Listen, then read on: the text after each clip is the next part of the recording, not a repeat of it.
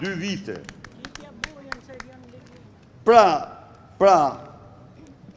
këto dokumenta faktojnë edhe njerë se me çfarë kriminalësh është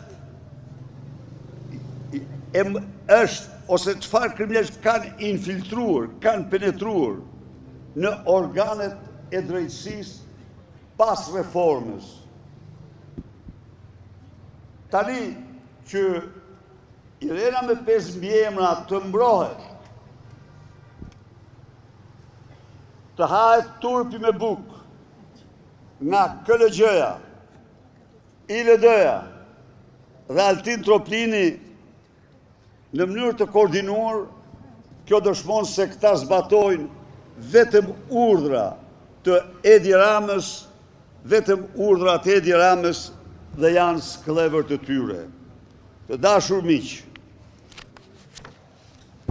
unë tani do t'u jap medjave dokumentin e ardhë nga do ja jap të parin Top Channelit.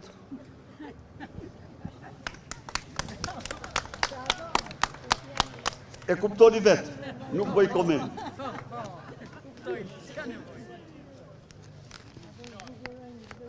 Të dytin kujt kush është kjo? Jo, ku është shkarë?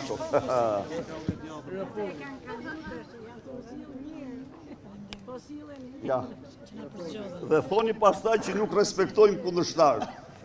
Ne i respektojmë. Po bëj shaka.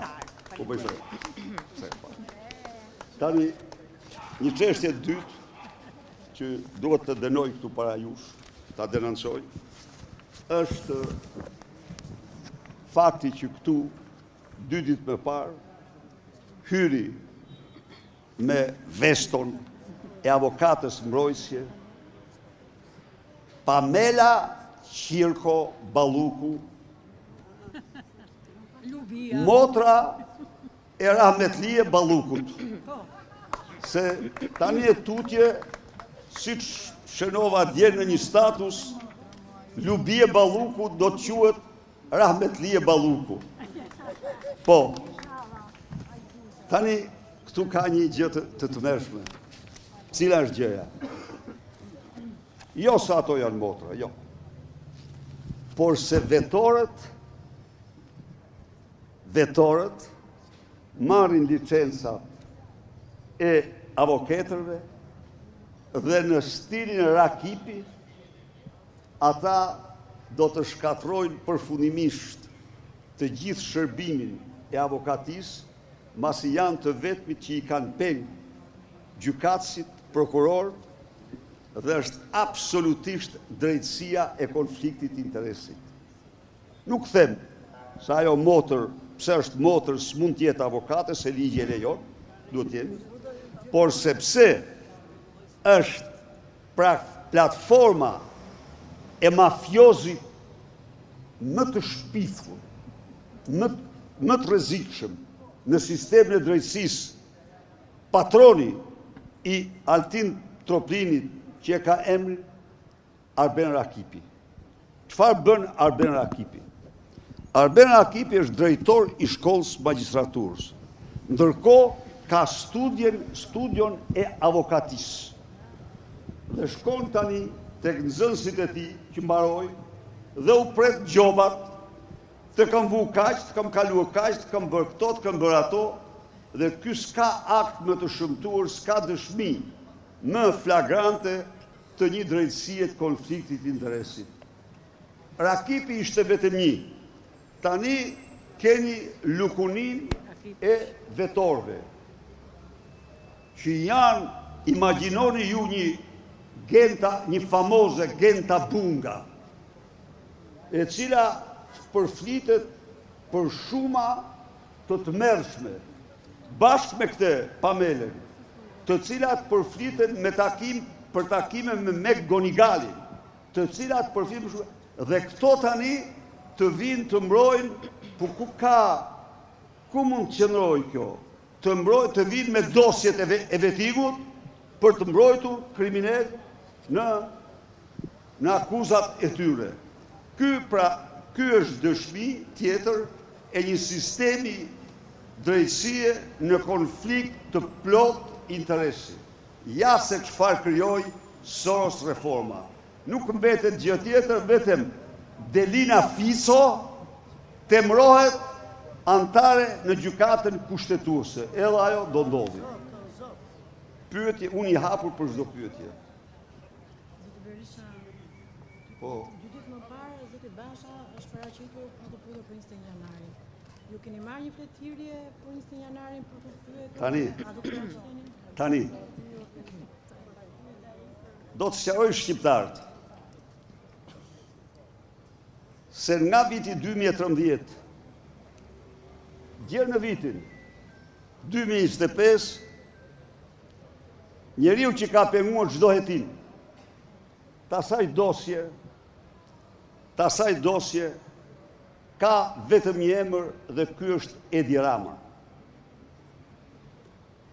Shqiptarët e dinë mirë që s'kan patur përkundazi një armiqësi të hapur me Ina Ramen, e cila në qoftë se ky është si vlla me troplinin, Ina është si motër e troplinëve. Mësoje nga unë këtë. Përveç tjera, domethënë. Por Ina Rama, e cila refuzoi prokurorin ndërkombëtar që unë kërkova, se erdhi prokurori ndërkombëtar, s'është e vërtetë se kam dëgjuar, jo, ka ardhur prokuror amerikan këtu, ka ardhur, është reale. Nuk hetonte dot sepse i dilte Edi Rama. Dhe kërkesa zyrtare e qeverisë amerikane, shif pak arkivin e televizionit tënd e të gazetave, është kjo. Të hetohet nga polici thjesht tek organizatori kryesor.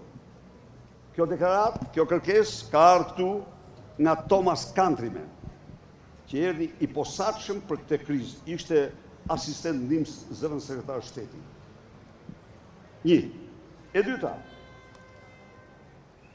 ka asnjë diskutim që hetimi i plot dhe zbardhja e kësaj çështje është interesi më maksimal i Sali Berishës dhe Partisë Demokratike, sepse ajo ishte e qartë një agjendë, ajo ishte demonstrata më e dhunshme në historinë e vendit me një agjendë politike për mbyshjen e pushtetit. Ka pasur urdhër zoti Berisha? Po, tani, i vetmi urdhër që ka patur është ky. Që Carlo Bolino që mori 4.000 metër katror tokë të familjes Llagami, familjes Begeja dhe familjeve të tjera, e lënë për gjimnaz, Naureda Llagami mori 3 milion euro çka i përkiste familjes vet, Carlo e mori me 1 euro dhe ju paguat 3 milion euro për Carlon që është përblevi Edi Rama. Nuk ka patur absolutisht asnjë urdhër nga askush dhe s'do mund ta gjejnë kur se ka patur një urdhër, sepse s'ka patur urdhër. Garda ka vepruar përputhje me ligjin dhe vetëm ligjin. Lexojeni ligjin të miratuar nga mazhoranca socialiste para ardhjes sonë në pushtet. Kaq, kjo është përgjigja. Tjetër pyetje? Do paraqiteni ju kur të votoj SPAK-u fletëthirrje si deklarues për çështjen e 21 janarit? Urdhë? A do paraqiteni zoti Berisha kur SPAK-u? Në çdo fletëthirrje që mund të më bëhet, për çdo gjë edhe unë e kam faktuar këtë, vjekeqe, e kam faktuar këtë, unë jam paraqit prokurori shumë herë sa më kanë kërkuar, unë e kam ligj paraqitet. Nuk mund të kem sepse kam konceptet e mia unë për shtetin dhe shoqërinë parashtetërore, shoqërinë passhtetërore. Kështu që kjo s'mund vihet kur në ditë, s'mund bëhet kjo pyetje. Unë jam shumë i hapur për çdo lloj siç isha. Unë ja u faktova ju. Këta ndërtuar një piramidë mashtrimi për dosjen Partizan. Ju e keni pa. Një piramidë në cilën thuaj se toka ishte publike. Në kohë kur fletore zyrtare faktonin se toka ishte private. Ta thonin se toka ishte e shpronsuar. Fletore zyrtare të kohës faktonin se toka nuk ishte e shpronsuar. Ishte konfiskuar nga regjimi komunist. Pra, mund të marrë. Apo se vendimi im për përdorimin e letrave me vlerë ishte bërë për të ndihmuar dhënërin tim. Në një kohë kur Sali Berisha në jetën e tij s'kishte firmosur kur një vendim me emër, nga i vendim kishin përfituar 10 mijëra shqiptar dhe Andrin kishte përfituar gjithsej 64 euro. 64 euro. Por, a më dëmtoj kjo mu? Jo, nuk më dëmtoj kjo mu, sepse unë arrita, si që shifni ju, t'jam ky që jam, bile së më ndihmuan me vetingu, më ndihmuan shumë me vetingu, se çfarë nxorën në vetingu? Nxorën se akt korrupsioni pasiv për Sali Berishën, se vajza e tij i ka paguar një javë pushime bashkë